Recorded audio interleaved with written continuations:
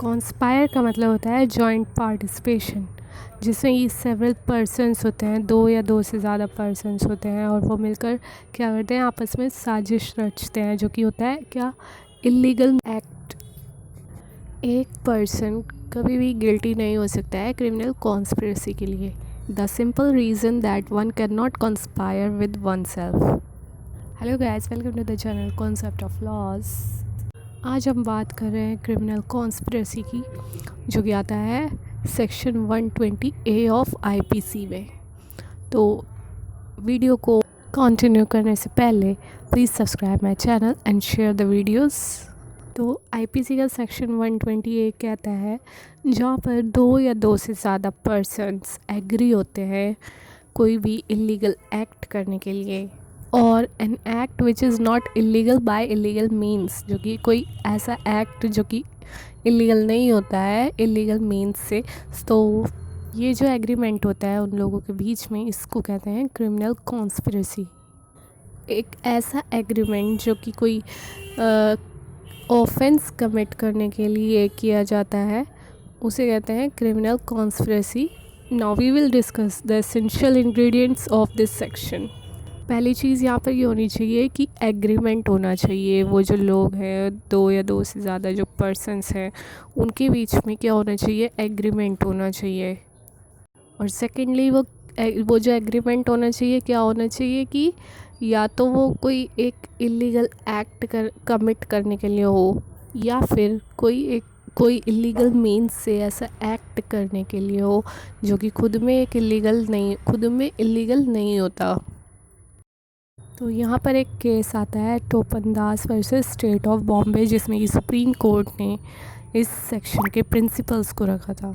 इस केस के बाद सुप्रीम कोर्ट ने जो केस था वो फॉलो किया, हरधन चक्रवर्ती वर्सेस यूनियन ऑफ इंडिया, जिसमें कि ये बात कही गई थी कि दो या दो से ज़्यादा persons party to the agreement होने चाहिए। कि इसमें क्या, दो या दो से ज़्यादा होने चाहिए पर्सन्स जो कि एग्रीमेंट करने के लिए जो पार्टीज़ होती हैं, वो दो या दो से ज़्यादा पर्सन्स होने चाहिए।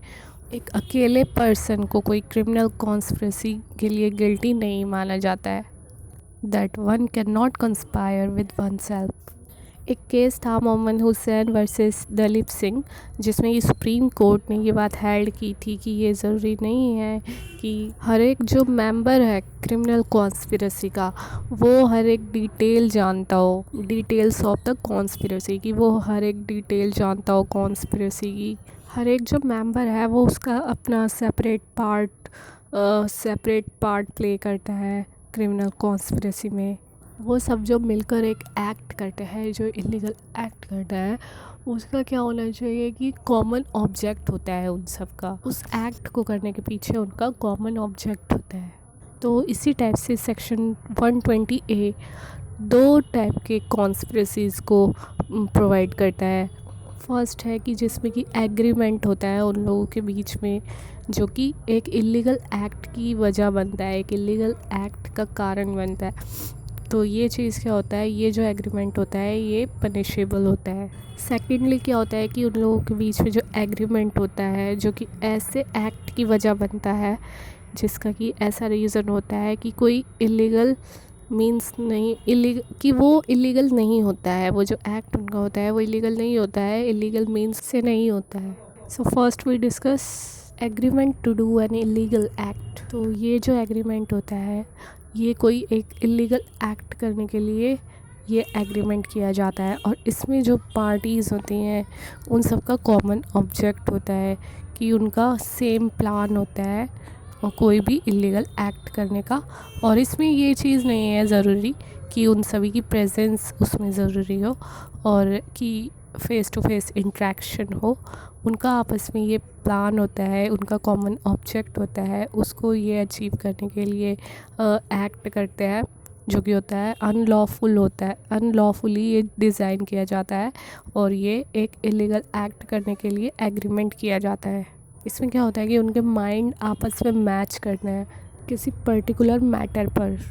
If two persons have been charged for the offence of conspiracy, तो अगर किसी उनमें से एक को गिल्टी नहीं माना गया है तो दूसरे को भी गिल्टी नहीं माना जाएगा, चाहे तो वो कन्फेस भी कर ले तो भी। एक केस था मोहम्मद हादी हुसैन मिर्ज़ा। तो इस केस में यह होता है कि एक पर्सन जिसको कि ये इस चीज़ की जानकारी होती है कि एक जो लेडी है वो किसी अनदर पर्सन को अपने काफ़ी सारे जो ज्वेलरी है वो सब देने वाली है बैंक में सेफ कस्टडी के लिए रखने के लिए। बट इस फैक्ट से वो पर्सन क्या करता है कि वो जो ज्वेलरी होती है उस पर्सन से लेकर वो क्या करता है उसको ज्वेलरी की शॉप पर गिरवी रख देता है मतलब। तो इस फैक्ट का उस लेडी को खुद भी नहीं पता होता है कि किसी ने उसकी ज्वेलरी के साथ ऐसा किया है। यहाँ पर क्या होता है कि और वो उल्टा उस लेडी की जो ग्रैंड डॉटर होती है उससे शादी कर लेता है और उसकी जो ग्रैंड डॉटर है उससे भी ये सच छुपा लेता है, मतलब कि उसको भी इस चीज़ के बारे में नहीं पता होता है। तो यहाँ पर ये दोनों आदमी हैं, ये क्या हुआ कि क्रिमिनल कॉन्स्पिरेसी के लिए लायबल माने जाएंगे। नेक्स्ट पॉइंट है agreement to do an act not illegal by illegal means. तो इसमें यही कहा गया है कि जो एग्रीमेंट हुआ है पर्सन्स के बीच में तो वो किसी इलीगल एक्ट के लिए नहीं हुआ है बाय इलीगल मीन्स। तो इसके लिए हमें पहले जानना होगा कि इलीगल की डेफिनेशन क्या है जो कि दी गई है सेक्शन 43 में। इसमें ये कहा गया है कि हर एक वो चीज़ इलीगल है जो कि एक ऑफेंस है और जो प्रोहिबिटेड बाय लॉ है और जो सिविल एक्शन का ग्राउंड बनता है। जैसे कि कहा गया है a person legally bound to do, मतलब कि सोसाइटी के टूवर्ड्स उसकी कुछ ड्यूटीज़ होती हैं जिसको कि वो अगर ओमिट करता है तो ये क्या हो जाएगा, इलीगल एक्ट हो जाएगा। इसको हम एग्जांपल के थ्रू समझते हैं। जैसे कि ए और बी एक एग्रीमेंट करते हैं, एग्रीमेंट उनके बीच में होता है कि वो सी का मर्डर करेंगे। तो ए रिवॉल्वर परचेज़ करता है जो कि गलत नाम से किसी और के नाम से वो परचेज़ करता है, तो इसमें दोनों ही गिल्टी माने जाएंगे। ए के इलीगल एक्ट के लिए बी को भी गिल्टी माना जाएगा क्योंकि उन दोनों के बीच में एग्रीमेंट हुआ था, कॉमन उनकी ऑब्जेक्ट उनका कॉमन था। तो ये क्या हो गया, क्रिमिनल कॉन्स्पिरेसी हुई। जबकि यहाँ पर अभी तक मर्डर नहीं हुआ है सी का, लेकिन उन दोनों का कॉमन ऑब्जेक्ट था, इस पर्पज़ से उसने ए ने रिवॉल्वर खरीदी।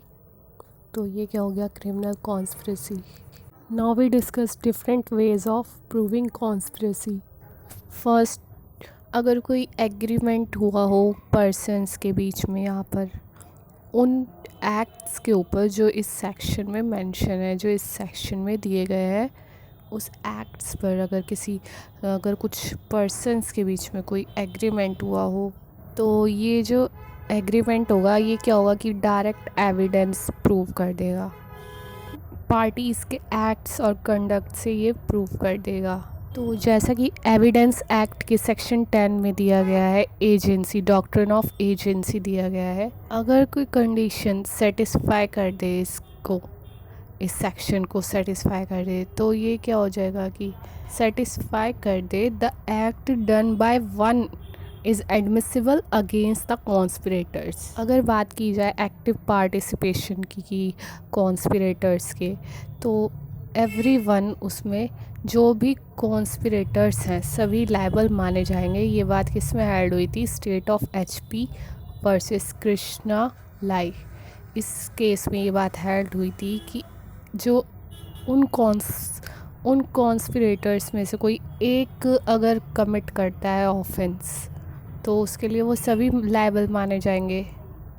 अगर वो जो कुछ पर्सन्स थे जो कॉन्स्पिरेटर्स हैं वो अगर सभी का उसमें एक्टिव पार्टिसिपेशन नहीं है तो भी वो सभी लायबल माने जाएंगे उस ऑफेंस के लिए।